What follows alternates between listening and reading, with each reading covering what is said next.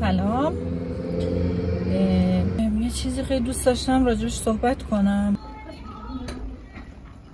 دوست داشتم راجب این برنامه که خیلی وایرال شده الان توی یوتیوب و اینستا اینا یکم صحبت کنیم. حالا نه الزاما فقط راجب این برنامه نیست، میخوام راجب اصلا این شکل صحبت کردن و این شکل قاب چیدن برای یه بحثی مثل عشق یکم صحبت کنیم.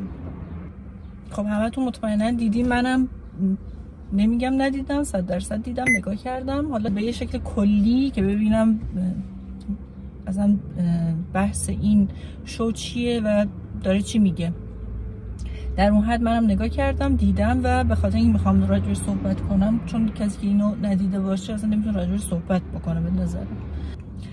حالا بحث اینو پیش بکشیم، کلمه عشق ابدی که خیلی کلمه بزرگی به نظر من و توی یه قابی که به قول خودشون 40-50 روز فکر کنم، گفتم 50 روزه، نمیدونم 60 روزه، همچین چیزیه، اینا توی اون قاب هستن که بتونن اون عشق رو پیدا بکنن و نشون بدن.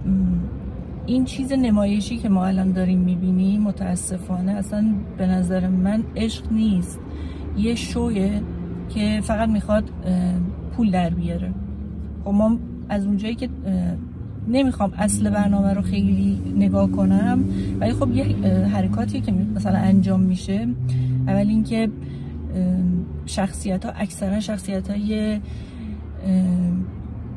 چجوری میگن سلبریتی، و حالا در اون حد سلبریتی نه ولی شخصیت های تقریبا معروفی هن که فالوور دارن، صفحه های بزرگ دارن. بعد تمام برنامه حول این میچرخه که خیلی خوشگل نشون داده بشه، همه لباس های آنچنانی، همه آرایش های آنچنانی، اونجوری که خودشون گفتن در طول روز 3 بار باید لباس عوض میشد، آرایش ها عوض میشد در طول روز.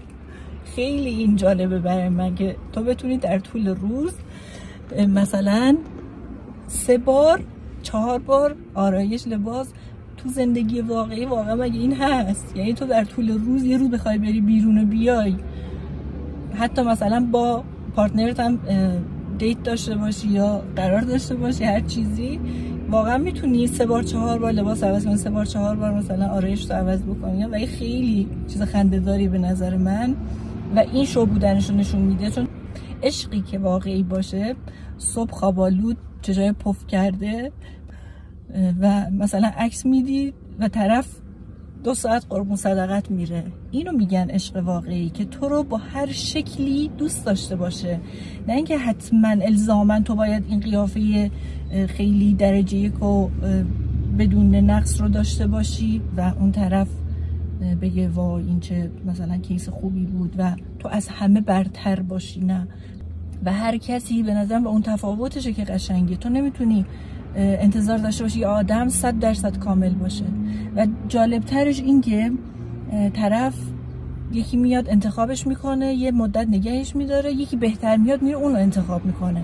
یعنی همش تو این چیزه بحث طمع که میگن که اصلا معنای عشق این نیست. معنای عشق اینه که از نظر من، چون من همیشه عشق رو خیلی مقدس، خیلی خیلی با ارزش میدونمش و به نظرم هر آدمی عشق رو تجربه نمیکنه و آدمای عشق رو تجربه میکنن که دل خیلی بزرگی داشته باشن و دل پاک و درستی داشته باشن و واقعا دنبال عشق باشن، نه دنبال این چیزایی که ما میبینیم. الان شده این که تو خیلی هر چقدر قشنگتر بتونی احساسات تو، عشق تو نشون بدی توی دور و بریا، توی جامعه، اون موقع باید بگن این عشق واقعیه و تو خیلی آدم موفقی هستی، در صورتی که اصلا این نیست.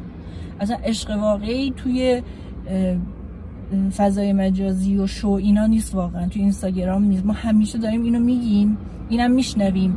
فضای مجازی، اینستاگرام، حالا به تب یه ذره، حالا یه ذره شاید به یوتیوب هم اینا منتقل شده، همه اینا دارن یه چیزایی رو خوشگل برای تو نشون میدن، چون هیچ آدمی نمیاد از سختی‌های زندگیش، از روزای سختش، از روزای نازیباش، از صحنه‌های زشت زندگیش فیلم بگیره، همه میان از خوشیاش میگه، از قشنگیاش میگیرن و همه اونا رو به شکل‌های خیلی قشنگ برای تو جلوه میدن و اینا رو بهش نمیگن عشق واقعی. من میگم عشق واقعی اونی که تو رو تو هر شکلی دوست داشته باشه، تو رو تو هر فرمی دوست داشته باشه. این خیلی مفهوم بزرگیه و خیلی سواد و شناخت خیلی بالایی میخواد. یعنی یه فرد باید به اون بلوغ فکری رسیده باشه که در کنار تمامی این چیزایی که توی جامعه ما هست که تو باید واقعا باشون مبارزه کنی که من عشقم رو نمیخوام اینجوری نشون بدم و اون آدمم با تو هم فکر باشه که آره من و تو عشقمون پشت این صحنه ها هست و اینش قشنگه که من و تو هم دیگر همون جوری که هستیم دوست داریم، با تمام نقصا، با تمام نازیبایی ها، با تمام زشتی ها. حالا ما اسمشون نمیذاریم زشتی، ولی خب با تمام این تفاوت ها و سلیقه های متفاوتی که داریم، عشق اون موقع است که قشنگه. وگرنه عشق با این صحنه های آنچنانی و رمانتیک و لباس های تیکه پاره و نمیدونم لباس ها همه مجلسی، تیکه پاره، نصفه و برهنگی کامل. حالا من اینا نمیخوام خیلی چیز بکنم چون خیلی اعتقادی ندارم به اینکه حتما طرف محجبه باشه یا هر چیزی، اصلا اعتقاد به این ندارم. ولی خب تو داری اینو به عنوان یه شو داری نشون میدی و همش داری، یعنی تو همیشه لباسات اینجوریه، یعنی همیشه توی این فرم و لول داری میگردی. نه، ما هست طرف توی یک ماه یک هفتهش کاملا حالش بده، یک هفته اصلا آرایش رو صورتش نیست، یک هفته کل صورتش جوشه، یک هفته اصلا روحیش خوب نیست، توی شرایط خیلی خوبی نیست.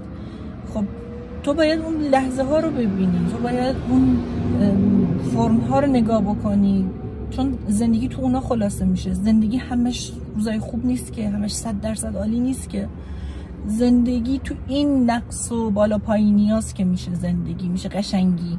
وگرنه یه دست همه چی خوب باشه، همه چی چی بهش میگن، قابل دیدن توی شوها و فضای مجازی اینستاگرامی اینجور چیزا باشه، که این نمیشه زندگی واقعا.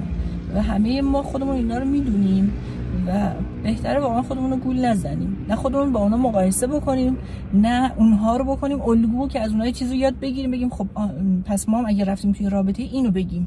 طرف خیلی قشنگ داره حرف میزنه، ببخشید کلمات رو 3 ساعت داره میکشه، نمیدونم اصلا خیلی، یعنی من دیدن این شو فقط احساس تأسف میکنم برای کسی که ادعای باسواد بودن داره، ادعای اینو داره که به یه بلوغ رسیده و همش داره بازی میکنه، یا داره تو نقشه مختلف میره، یا داره همه چی توجیه میکنه و همه اینا رو، اینش خیلی جالبه، همه اینا رو به عنوان اوپن مایند بودن در نظر میگیره.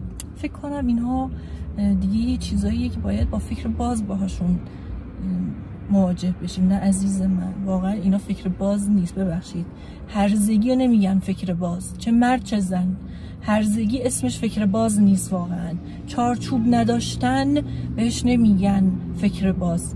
اتفاقا آدمی اصیله، آدمی درسته که چارچوب برای هر چیزیش داشته باشه، از رابطه گرفته، از برنامه غذاییش گرفته، از زندگیش گرفته، از نمیدونم طرز حتی رفتار با آدما، با دوستاش، خانوادهش، همه اینا. آدمی که چارچوب داره تو هر چیزی، اون آدمی که اصیله، اون آدمی که بلوغ فکری داره، اون آدمی که به اون پختگی رسیده. مگه میشه تو هیچ گونه چارچوب و خط فکری نداشته باشی و ادعا بکنی من روشن فکرم، من چون فکرم بازه اینجوری فکر میکنم؟ نه، واقعا اینا نیست. به نظر من